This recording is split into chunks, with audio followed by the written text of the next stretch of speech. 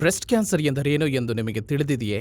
Breast cancer ಭಾರತದಲ್ಲಿ ಮಹಿಳೆಯರಲ್ಲಿ 2ನೇ ಸಾಮಾನ್ಯ ಕ್ಯಾನ್ಸರ್ ಆಗಿದೆ. ಬ್ರೆಸ್ಟ್ ಕ್ಯಾನ್ಸರ್ ಎಂದರೆ ಸ್ತನದಲ್ಲಿನ ಜೀವಕೋಶಗಳು ಅನಿಯಂತ್ರಿತವಾಗಿ ಬೆಳೆದು ಸಣ್ಣ ರೂಪಾಂತರದಿಂದಾಗಿ ಗಡ್ಡೆಯನ್ನು ರೂಪಿಸುವ ಸ್ಥಿತಿಯಾಗಿದೆ. ಇದು ಹಂತಗಳ ಮೂಲಕ ಮುಂದುವರೆದಂತೆ ದೇಹದ ಇತರ ಭಾಗಗಳಲ್ಲಿ ಹರಡಬಹುದು. ಮಹಿಳೆಯರಲ್ಲಿ ಹೆಚ್ಚಾಗಿ ಕಂಡುಬರುವ ಈ ಕ್ಯಾನ್ಸರ್ ಪುರುಷರಲ್ಲಿಯೂ ಸಂಭವಿಸಬಹುದು, ಆದರೆ ಇದು ಬಹಳ ಅಪರೂಪ.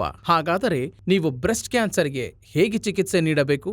ಈ ಕ್ಯಾನ್ಸರ್ ಬಂದರೆ ಬ್ರೆಸ್ಟ್ ಅಥವಾ ಆರ್ಮ್ಪಿಟ್ನಲ್ಲಿ ಗಡ್ಡೆಗಳು ಕಾಣಿಸಿಕೊಳ್ಳುವುದು, ಸ್ತನದ ಗಾತ್ರ ಅಥವಾ ಆಕಾರದಲ್ಲಿ ಬದಲಾವಣೆ, ಮೊಲೆ ತೊಟ್ಟುಗಳಿಂದ ರಕ್ತಸ್ರಾವ ಅಥವಾ ಸ್ರಾವ, ಸ್ತನದ ಚರ್ಮ ಕೆಂಪಾಗುವುದು ಅಥವಾ ಊದಿಕೊಳ್ಳುವುದು ಮತ್ತು ಸ್ತನದ ನೋವು ಉಂಟಾಗಬಹುದು. ಆದ್ದರಿಂದ ನೀವು ಈ ಲಕ್ಷಣಗಳನ್ನು ನಿರ್ಲಕ್ಷಿಸಿದ್ದರೆ ತಕ್ಷಣ ವೈದ್ಯರನ್ನು ಸಂಪರ್ಕಿಸಿ ಚಿಕಿತ್ಸೆ ಪಡೆದರೆ ಅದನ್ನು ಬಹಳ ಸುಲಭವಾಗಿ ಗುಣಪಡಿಸಬಹುದು. ಹಾಗೆ ಈ ಕ್ಯಾನ್ಸರ್ಗೆ ನಿಖರವಾದ ಕಾರಣಗಳು ತಿಳಿದಿಲ್ಲವಾದರೂ ಕುಟುಂಬದ ಇತಿಹಾಸ, ಹೆಚ್ಚುತ್ತಿರುವ ವಯಸ್ಸು, ಹಾರ್ಮೋನ್ಗಳ ಬದಲಾವಣೆಗಳು, ಬೊಜ್ಜು, ವ್ಯಾಯಾಮದ ಕೊರತೆ, ಸ್ಮೋಕಿಂಗ್ ಮತ್ತು ಮದ್ಯಪಾನ ಹೊಂದಿರುವ ಜನರಲ್ಲಿ ಈ ಕ್ಯಾನ್ಸರ್ ಅಪಾಯ ಹೆಚ್ಚಾಗುತ್ತದೆ.